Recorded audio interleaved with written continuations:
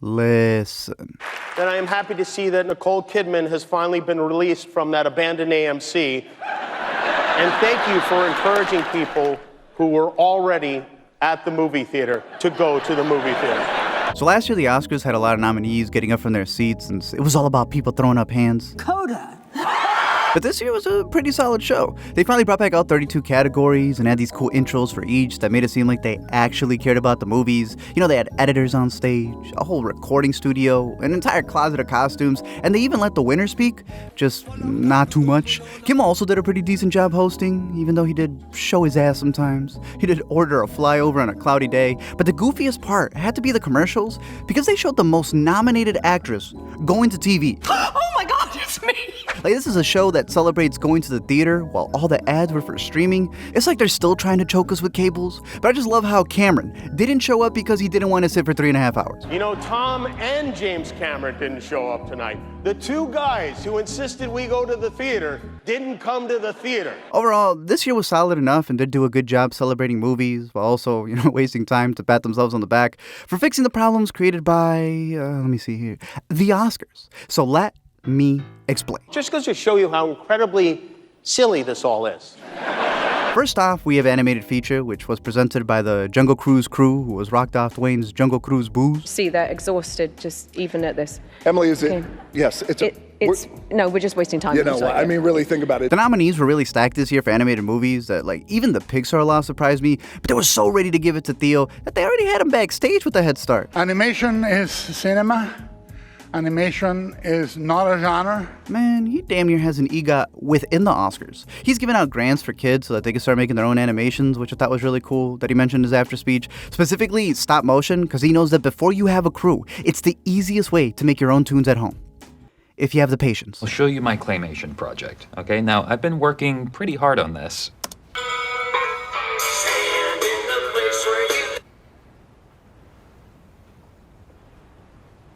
Did you pause it? That's 3 weeks of work. You're gonna be okay. Over in the supporting category, everyone's favorite Nepo baby, Jamie Lee Curtis, won for the role that she didn't even want to do. I don't understand how the heart of the movie did not get it with Stephanie. You even had Carrie Condon, who was great. Hong Chow, who will get one day. But damn, did Angela look more upset that when Shuri messed up? We're talking about a woman who was grieving her son in the role, her co-star. She was sacrificed. Have I not given everything? And she lost to hot dog fingers? At least she got a pick with the two actors, making the biggest impact in 2023. How do you make a character massive, imposing, and dominating? Oh, well, first of all, we cast you. It's a great answer, Michael. Thank you. The show also did a really good job with their direction and camera work because it was so good. It looked like the Oscars were trying to win an Oscars themselves, especially when Quan won. It looked like they were shooting an ad. And that's why I'm really happy for the man, but also feel really weird with how they were campaigning him. His whole story is that Hollywood shut him out to the point that he had to change his name. When it got really tough, my manager told me that maybe, it would be easier if you would have an American-sounding name. And now they cast him as their golden boy for their commercial. Thank you so much for welcoming me back. Trust me, I'd be happy for his win. If he wasn't doing post-interviews, still looking for jobs. To the days when I lost my health insurance, somebody asked me this earlier, do I have anything planned? What am I doing next? I don't know what I'm doing next. The answer would always be the same. Oh, I'm so sorry, there's nothing out there, but I'll continue to look. So hopefully when I call my agent tomorrow, he will give me a different answer. Damn. Can you imagine if he didn't win? Y'all really bet on these people like they're racehorses. Guess that's why they call it Gold Derby. And then followed by 258. Is this an auction? For the documentary category, I thought it was another really solid lineup, all of which I recommend. But it was interesting to read that the Oscars told Zelensky he couldn't make a cameo and then gave it to the Russians. And there's one person who couldn't be with us here tonight. What is Navalny? Over for the shorts, Pedro Pascal came out on screen to say dicks. At the same time, he was killing some on HBO. Well, you'll find out when you watch this. Oh, how thrilling. The Irish Goodbye won and sang a happy birthday hello to their co-star on stage. Apple won for their Fox dog short while leaving their own dog at the Hilton. I hate to say that, God, I'm so I wasn't really meant to say that, I'm sorry. As the Elephant Whispers gave a voice to the voiceless. by cutting her off. Best one to mention, though, is a short that's so good, I'd put it as one of the best things I saw all last year. It's The Ice Merchants. I'm going to link it down below. It's streaming for free. Do yourself a favor and watch that one. Then there was a cinematography category that was, well, a category. Like, there's a dozen other picks they could have chosen for this, all of which would have been great. But I guess out of the ones that they had in this set, Bardo would have been my pick, even though that was a lot. Empire was just these guys learning how to shoot, capture, and picture lock a black actor. And even then it came out compressed. But in the end, it went to Netflix's All Quiet on the Western Front. Congratulations to Germany. The Whale won for hair and makeup and for slickly putting a sweat stain on the man that looks like a whale. I saw that. So in honor, I dipped my pizza in ranch. You have just made history by becoming the second black woman to win an Oscar ever. How can you make history by being the second? In terms of costumes, Black Panther 2 wasn't able to score for their acting, just the clothes. Great gowns, beautiful gowns. But hey, Ruth was out there having the card match the drapes. For international, All Quiet had them losing World War II, but the Oscars gave them 2 world awards. And we kept losing to All Quiet on the Western Front.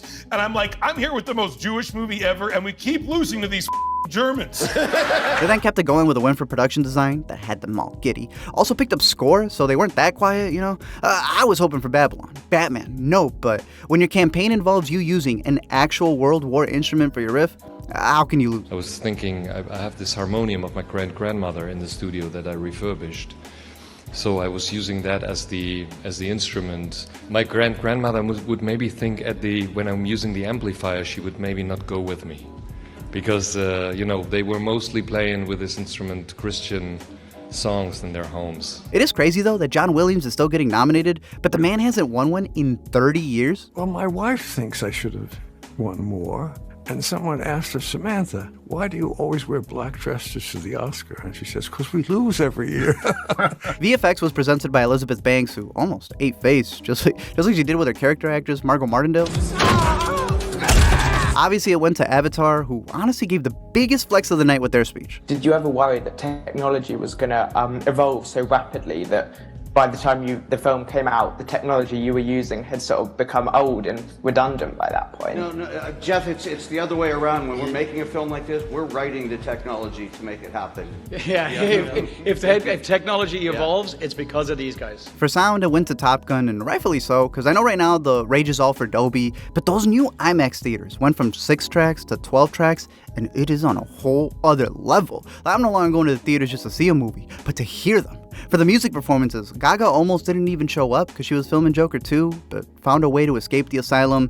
In the same fit with Chap Lips. Rihanna was nominated for the Oscars anthem, Lift Me Up, while poor Thames couldn't see. But the best performance, and also went to Natu Natu, that was causing mosh pits in theaters worldwide.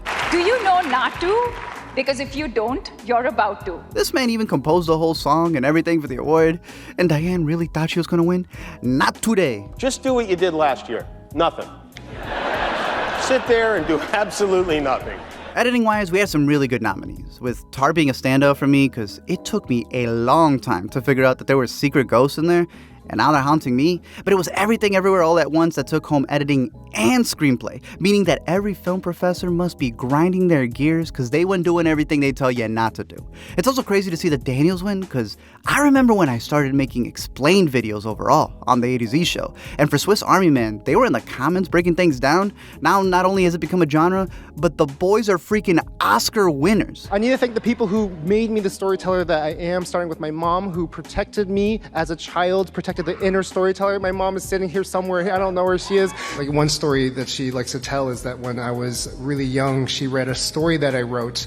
And then the next year, she read my writing and realized my writing had gotten worse. And she panicked and she said, "Oh no, my storyteller is dying in this school." And so she actually pulled me out and became a homeschool teacher for like 2 or 3 years just to protect my creativity. And at the time, I didn't know why she did it, but now I obviously it paid off. Sarah Polley also won for Women Talking, and she flexed on her writing being so good that she just spoiled the final line of the movie. It's crazy to think that I remember seeing her in Dawn of the Dead in theaters, and now this woman's spitting at the Oscars. And I think we live in a world right now where we're kind of creating stories and then shaking our narratives at each other and cheering for a side. And it's, conversation has become like a sport. Best Actress had a tighter election season than Succession. Like, a bunch of actors actually unionized to get Andrea Riseborough nominated by holding screenings, posting a lot of copy pasta, and then dropping tens of thousands of dollars for a vote, just like all the other nominees do. It was just goofy that they did all that campaigning knowing she was going to lose. That obviously caused some red flags by the Academy, which made me wonder if the actors were just throwing rocks at their own house to test something, if you know what I mean. Then Michelle's team made her post a post that also broke the rules right on the day when voting was happening. It's now deleted, but she literally admitted to being second place and broke the rule about calling out other nominees. And then the fans who were up on Andrea just looked the other way, but the Oscars did not. All that aside, that night also went from A Star is Born to A Star is Dead, because they actually announced that Tar had died. Like, there was a whole obituary and everything.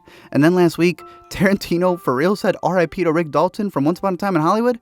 I appreciate the commitment, but are they going to be in the In Memoriam next year? Fucking drinking again, 8 goddamn fucking whiskey sours. Michelle Yeoh finally got honored for all her work in Hollywood in a movie that goes through all her work in Hollywood. And I hope the Oscars keep pushing movies that are packed with this much emotion, because they really do make a difference. Yeah, your film, you're pretty good. Your film is a bit, not quite sure I understand. But it's okay, because my daughter saw it, and she's talking to me again. For actor, I did feel kind of bad for Butler, because homie went home with 0 Oscars and 0 Vanessas, but like The Mummy, the category was a wrap for Brendan. So this is what the multiverse looks like. In the end, all eyes were on Everything Everywhere All at Once, literally, because the Daniels took home Best Director and their movie won Best Picture. You just won Best Picture. Hey! These are the boys who cast YouTubers, who had a climax with butt plugs, who brought the same team they've been working with since their music video days all the way up to the Oscars. And it's crazy to think that these two just beat Steven Spielberg. I'm not doing anything. What are you doing? Ah! Wait, are you Thank you all for watching this video, and a thanks to this video sponsor, Brilliant. In case your Oscar ballot fell a little bit short this year, Brilliant.org is here to help with their probability courses that'll make you the next Gold Derby. Just like with workouts that keep your body in tip-top shape, Brilliant helps keep your mind strong and sharp by mastering your skills in math and sciences. I like the convenience of these little brain teasers that keep track of your progress as you learn the basics, and I think it's an interactive way to build up your knowledge so that you can then apply it to everyday tests. So say you're working on some spring cleaning and need the best way to tackle that room's area, they got you. Say your job is involving more tech and you need to catch up on certain key concepts, they're there. Even with online creators, staying up to date is the best way to run a business, promote products, and even realize new approaches, to get the right solution. It not only gives you the context for how these problems came to be, but also pushes you to find the patterns in things instead of just memorizing equations. So before the next awards race, you can master the art of probability, dabble in special relativity before the new Chris Nolan movie, and test how possible the newest Fast and Furious movie is with new content coming every month. So be smarter than AI by staying ahead of the curve with Brilliant. If you click the link down below in the description, you'll be able to unlock everything they have to offer for 30 days free. And for the first 200 listeners, you'll also get 20% off Brilliant's annual premium subscription. So try some Brilliant today and keep your brain at bay. A big thank you to the patrons and channel members. I've been updating our monthly watch list that we track over on Notion, and we're going to start doing live stream previews for what we're most anticipating every month. On top of that, we've slowly been updating the A to Z Show site so that you can track down all our movie coverage, because I know we do a lot of stuff that is outside of LME as well, including all the festivals, screenings, all the must-watch lists, in order to put more movies on your radar. So let us know your thoughts on last year's winners, what you think deserved more attention, which movies are your favorites so far right now and you think deserve to be honored. All of that down below in the comment section. And until next time, don't forget to comment, like, and subscribe, or more scripts will be written by ChatGPT and not GDT. Thank you so much. Thank you. Everyone have a good night. Thank you for watching.